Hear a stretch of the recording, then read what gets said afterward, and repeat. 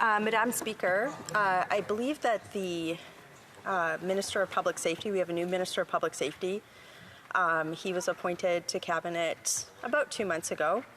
So my question is if he has received his mandate letter yet from the Prime Minister, and particularly if he has received the mandate letter, if he could provide the House with an update on the status of the amnesty for firearms, that it's in place until October 30th.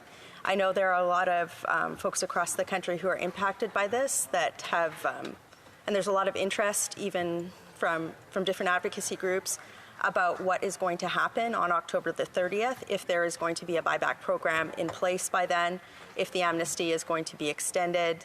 And I think that there's a lot of folks from different groups across the country that just really want to get some understanding on if the Prime Minister's office has given the new Public Safety Minister a mandate letter, and then if that mandate letter has provided a little bit more clarity and direction, or clear direction on what the Minister should be doing with regard to that October 30th deadline, which is quickly approaching. I know that this is something probably, regardless of political stripe, a lot of folks are getting communications on in their offices, both inquiries from constituency groups, different advocacy groups on all sides of the firearms debate. And I was hoping that the Minister could just provide an update on whether or not he's received his mandate letter. In this, broadly speaking, I think that's of interest to the House, and also if they could provide an update on the status of the October 30th amnesty, as well as the status of the buyback program. Thank you. Thank you, Madam Speaker, and I thank my honourable colleague for her question. Certainly, the new Minister of Public Safety is working hard with colleagues and his critics across this House to discuss his portfolio, and certainly meeting with the Prime Minister in terms of his mandate. But, Madam Speaker, I think it's important to note that when it comes to gun legislation in this country, Canadians have sent a very clear message that we expect to take dangerous assault rifles off of the streets, that were meant to do maximum harm and were never meant to be in the hands of our communities. Now, Madam Speaker, with that being said, we also know, and we've heard many perspectives, including those from Indigenous communities, from hunters, who are reasonable gun owners who use weapons for, like I said, the purposes of hunting or sport shooting. So we want to make sure that the process when it comes to any gun legislation, that we are listening and considering making sure that our gun legislation is balanced.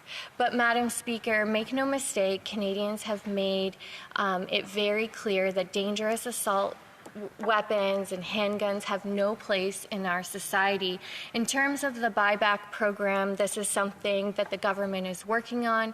We're still consulting and ensuring that the rollout will provide the clarity that the member opposite is requesting. But, Madam Speaker, it's important that at the end of the day, what is important for Canadians is the safety on our streets and ensuring that dangerous weapons are not in the hands of criminals, and that our priority is that we are keeping communities safe, Madam Speaker. And the details in terms of the buyback program will come forward, and will ensure that Canadian communities are safe. Thank you.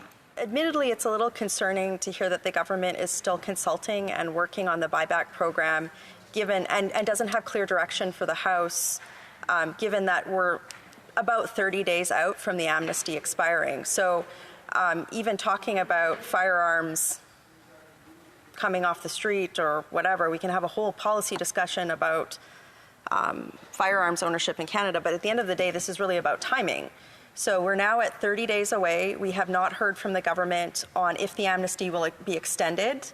And I know that there are groups on all sides of the debate that are wondering if it is going to be extended. And there is also, I think, it's a month away. How do you put in place a buyback program in a month? Especially there needs to be a buyback program for retailers and for owners who obtain firearms legally. So again, maybe my colleague opposite would just like to take a moment to clarify, is the October 30th amnesty going to be extended?